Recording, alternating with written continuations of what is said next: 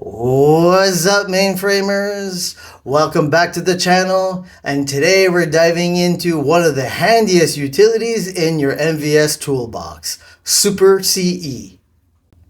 If you've ever needed to compare two members in a dataset to figure out what's changed, what's missing, or what's new, this is your go-to tool. You don't have access to a mainframe? That's not a problem. I got a link in the description down below where I show you how to install the Hercules emulator that runs the MVS 3.8 software, which is an IBM mainframe software. You can install it and follow along with me and start your mainframe journey today. And now that we got the introductions out of the way, let's get started.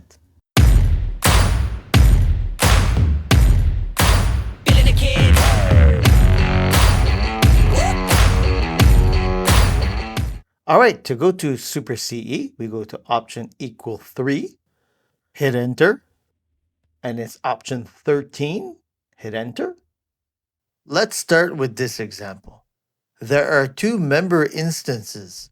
I'm working on an older version, while another user has modified a newer one. We'll compare these two members to identify the changes. So let's start by entering the old dataset name, and we'll include the member name. And we'll do the same thing for the new dataset name and member.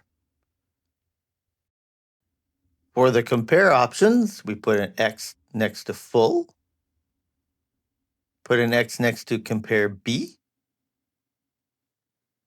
For the results, we will put a yes to browse, then a no to print, and a no to delete, and hit enter.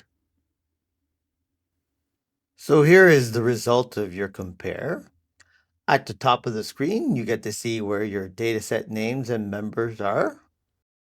The top section is the old file, and below is what's new and what has been changed or what is different. Quick tip.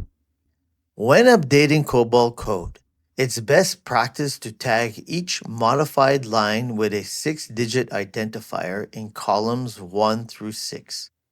These columns are reserved for comments and help track changes across versions. Version tags in columns 1 through 6 make it simple to pinpoint each line change. And that's it for this tutorial. If you found this helpful, then I'd like to ask you to please smash the like and subscribe button down below so you'll be notified of new upcoming tutorials coming your way. And don't forget to drop a comment down below if there are any more ISPF or mainframe related subjects that you would like to see. Until then, I will see you later.